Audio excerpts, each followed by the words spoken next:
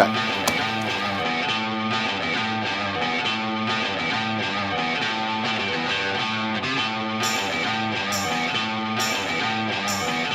In addition to all the great video content we have on theracingcoach.com, when we're adding new content all the time, there's a lot of written material there too in the article section. So if you're tired of looking at my face, or you just want to get a quick tip on one aspect or another of racing, you might check out the article section. In fact, I was just taking a look at it. There's something I want to share with you. It's one of my favorite ones. A good friend of mine, Craig Stanton, who's a race car driver, raced Porsches for a long time. He's a heck of a good coach, and he uses the term non-negotiable. And it really stuck with me when I heard him use it with a student one time. And so I've come up with 10 non-negotiable racing coach truths. And these are things that you can't convince me are wrong. There's a lot of stuff we might talk about that it's worth some discussion about if there's another way to do it. There's as many different ways to do something as there is racing drivers.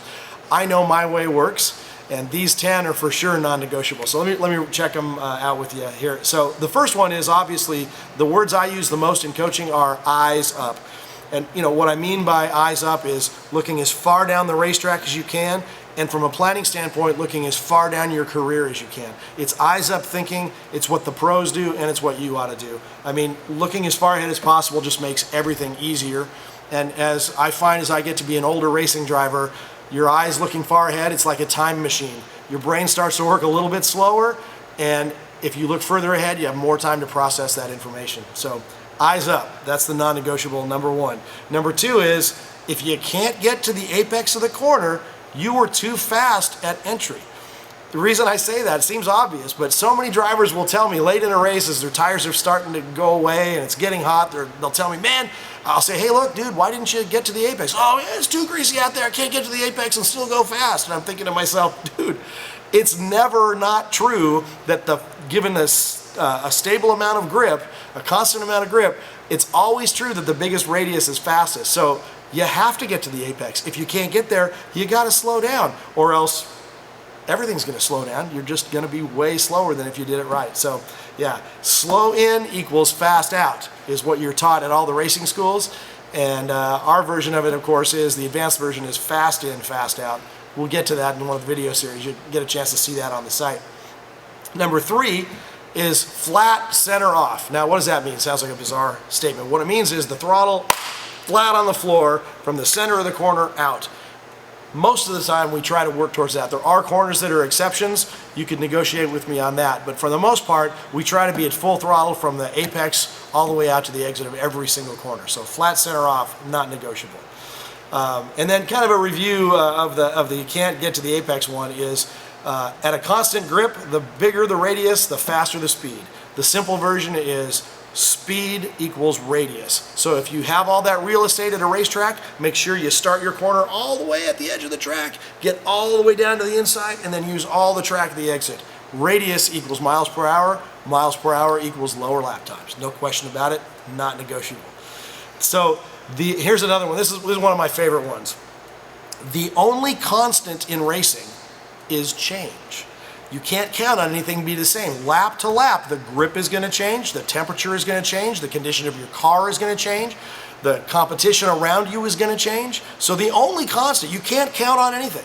The only thing you can count on is that it's going to be different next time around. So not negotiable. The only constant is change. So, okay, non-negotiable number 6, race the rule book. The first thing to defeat you is making a dumb mistake where you're going to get a penalty, you're going to get a stop and go, or you've won a race or a championship and then you're caught cheating at the end. The rule book's the first thing you ought to read. The SCCA GCR is this thick. You don't have to memorize the whole thing, but you have to turn to your page if that's the series you're running in. Know those rules backwards and forwards. Know the black, the white, and most importantly, the gray. You got to find all your advantages in the gray. Remember, the guy that wins the race is not the guy that has the most money or the biggest motor. It's the guy that can make the biggest pile of little tiny advantages. So race the rule book. That's where those advantages are. And then number 7, it seems pretty obvious, but guys forget this all the time. Race at the level you can win at. Practicing how to win is a really valuable thing. We want to win races. The entire objective of auto racing is to win. Now I realize that we've got guys here on the site that are track day guys. I think that's fantastic. Your personal goals are to do your personal best of a lap time. You're not racing wheel to wheel. That's terrific. That's racing at the level you can win at. You don't care about winning, you care about your own personal development. We love that, we support it, we're here for you.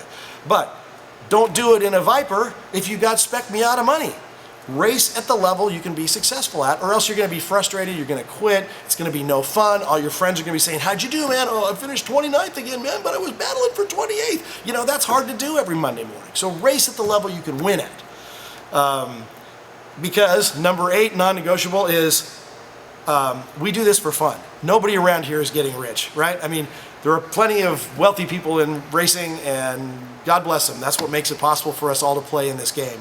But the currency that we're screwing around with here is not money, it's fun.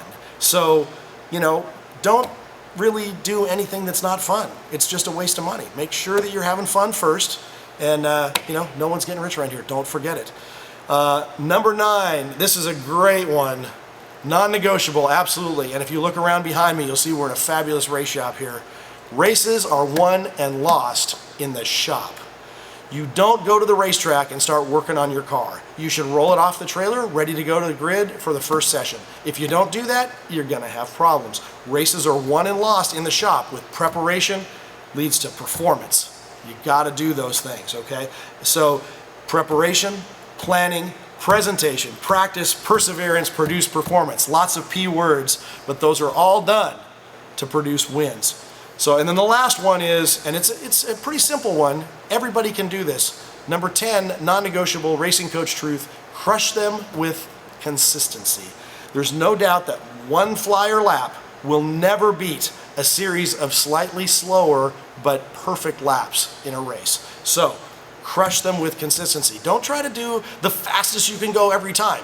Do the best lap you can do that you can duplicate and stand behind lap after lap after lap. Eventually that guy that got the pole with his stupid flyer lap where he was 4 wheels off on every other corner, he's going to come to you before the end of the race, and he's going to worry about you, and he's going to make mistakes, and the race is going to be yours.